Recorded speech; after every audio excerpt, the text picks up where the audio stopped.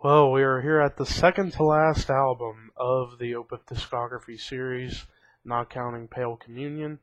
We get to what some people called the grand finale for Opeth's career, because this is the final album they've done that had any death metal involved, or any metal really in general.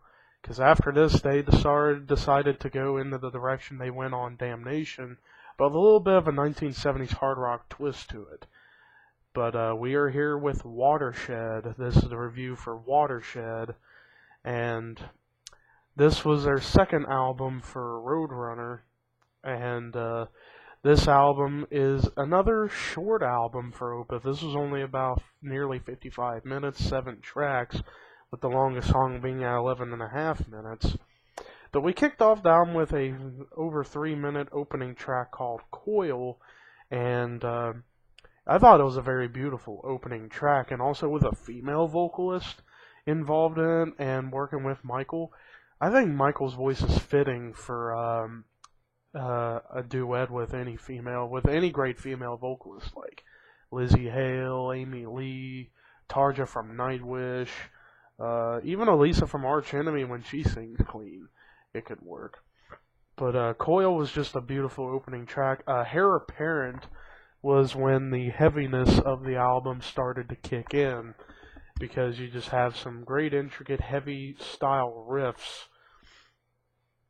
and it just had a lot going for it with the song's lyrics and the way it was presented.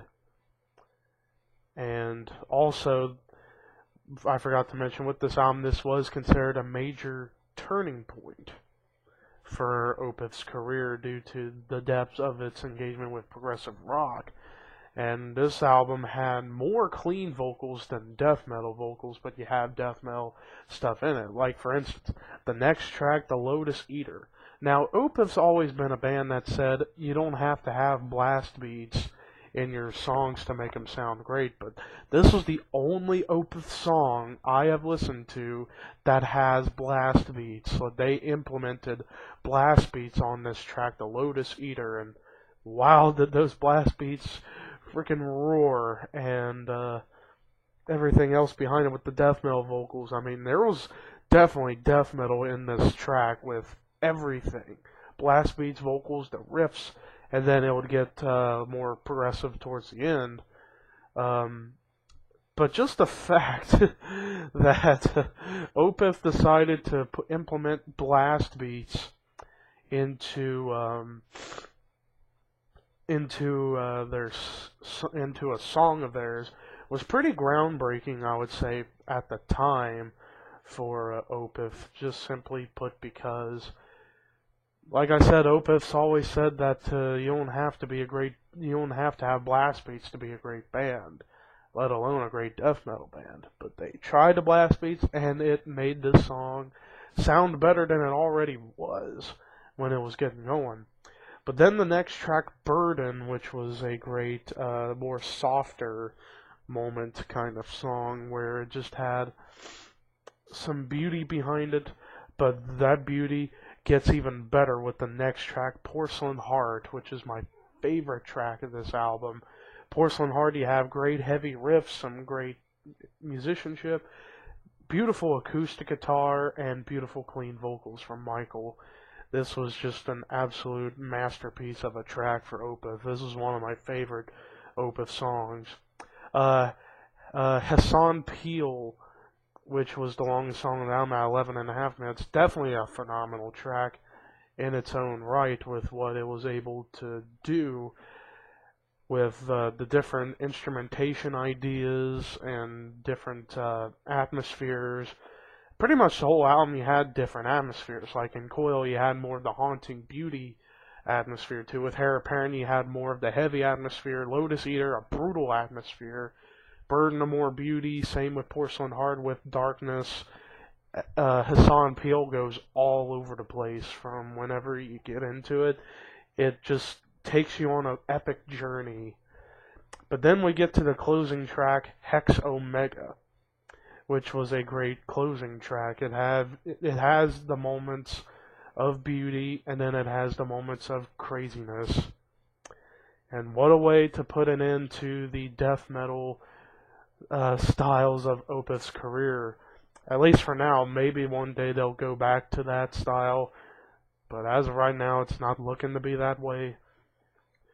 But on the special edition, you had 3 bonus tracks, 2 of them being cover songs.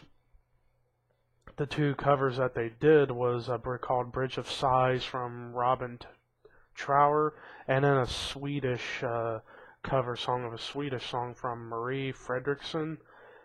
But then on a promotional bonus CD, they had another bonus track which is called Mellotron Heart, which I would say, I've not listened to that song, but I would guess it's probably like Porcelain Heart Part 2 almost. If that's the case, I may have to check that song out. But also, I forgot to mention, this is also the first album to feature Fredrik Åkesson on guitar. And Fredrik, he previously was in Arch Enemy during tours when Chris Ammett wasn't in the band. But Fredrik came in to replace Peter Lindgren, who was a phenomenal guitarist for Opeth's career, dating back, I forget when he first appeared. Either Morning Rise, My Arms Rehearse, or Still Life.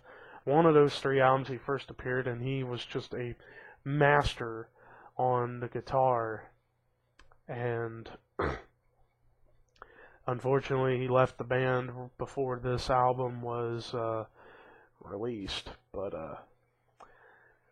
overall, with Watershed, this was another great album in the Opeth history. While I would say it's probably, besides Damnation, this would probably be the one I would personally listen to the least, but it's still a great album and I loved it. But it's only a few songs really caught my attention. Songs like Lotus Eater, Porcelain Heart, and Hessen Peel. Everything else, don't get me wrong, was absolutely beautiful, but it just didn't hit me hard enough like the other tracks I mentioned. But still, every song, top to bottom, was straightforward, beautiful, heavy, great metal with progressiveness behind it. I give this album a 9.25 out of 10. It's a great album. There is no clunker in the Opeth discography. But now that we've gotten through the final album of Opeth's career that had death metal involved, we got one album left in the discography that's outside of Pale Communion. And that is the album that they definitely changed. Heritage.